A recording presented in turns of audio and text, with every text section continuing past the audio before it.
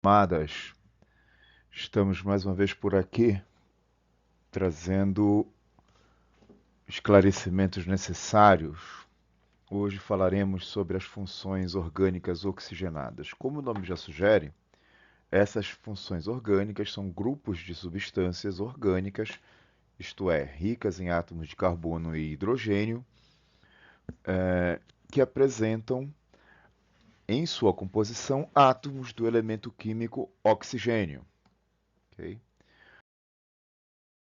Bom, as funções orgânicas oxigenadas são éter, cetona, aldeído, álcool, sais, fenóis, ésteres, ácidos carboxílicos e enóis, certo? Os sais são, obviamente, sais metálicos, tá?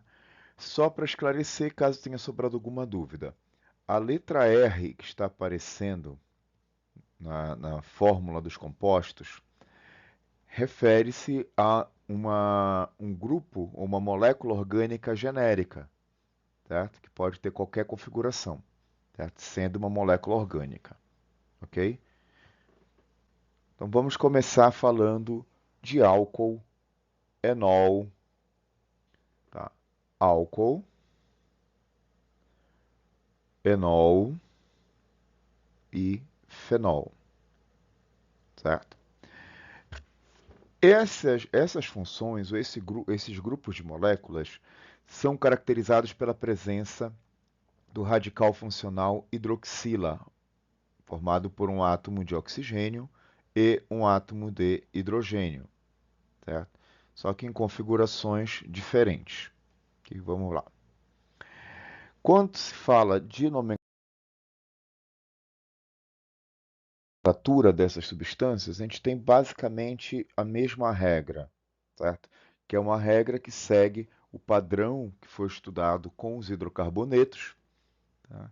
Nome científico dividido em três partes, onde a primeira parte, que eu chamo de prefixo, identifica a quantidade de átomos de carbono na molécula, tá? Então é uma tabelinha bem conhecida, onde eu tenho o prefixo met para um carbono, et para dois carbonos, prop para 3, but para 4, pent para 5, hex 6, hept 4, 7, perdão, oct 8, non 10. Tá?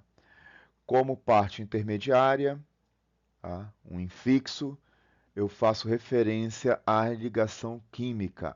Tá? Então, lembrando que as ligações químicas entre átomos de carbono são do tipo covalente, só que elas podem ter três configurações diferentes. Quando eu tenho, na minha ligação química, a participação de um elétron de cada átomo de carbono, eu digo que essa minha ligação é simples e ela recebe a partícula AN. Se eu tenho dois elétrons para cada átomo de carbono, a minha ligação é dupla e ela recebe a partícula EN. E se ela tem três elétrons participando de cada átomo de carbono, minha ligação é tripla e recebe a partícula IN. Tá? Então, para finalizar, eu tenho uma terceira parte que eu chamo de sufixo, que para os três, tanto para o álcool como para o enol quanto para o fenol, o nome científico termina com a partícula ol, certo? É até um pouco intuitivo, tá? E bem tranquilo. Tá? Aí eu vou ter o próprio fenol, vou ter o metanol, vou ter o propenol e assim por diante. Tá? Quando a gente fala de álcool, os álcools eles podem ser divididos em três classes ou três grupos: álcools primários, secundários e terciários. De novo, destacando que a letra R que aparece nas moléculas é uma representação genérica de uma cadeia orgânica. Tá? Então, eu tenho outros átomos de carbono ligados aí a essa estrutura. Então, se o meu carbono estiver ligado a apenas um outro carbono, no caso aqui é uma única outra molécula orgânica, eu vou dizer que essa minha hidroxila que está ligado a ele configura como álcool primário. Então, se essa minha hidroxila está ligada a um carbono, onde eu tenho duas cadeias orgânicas ou dois átomos de carbono ligados a ele, eu vou dizer que esse meu álcool ele é secundário. Agora, se a hidroxila estiver ligada a um álcool terciário, reparem que eu tenho três configurações ou três Rzinhos que configuram três moléculas orgânicas aí, esse meu carbono ele é terciário e esse meu álcool é classificado como álcool terciário. Tá? Então ele pode ser primário se estiver ligado a uma ou outra cadeia carbônica, secundário se estiver ligado a duas outras cadeias carbônicas e terciário se estiver ligado a três outras cadeias carbônicas. Tá? Bom, tá aí os três autores do nosso show de hoje. Álcool, com a sua hidroxila ligada a uma cadeia carbônica. O fenol, o mais fácil de todos de identificar, porque eu tenho aqui o anel benzênico ligado à hidroxila, então a hidroxila vai estar ligada ao anel benzênico. E o enol,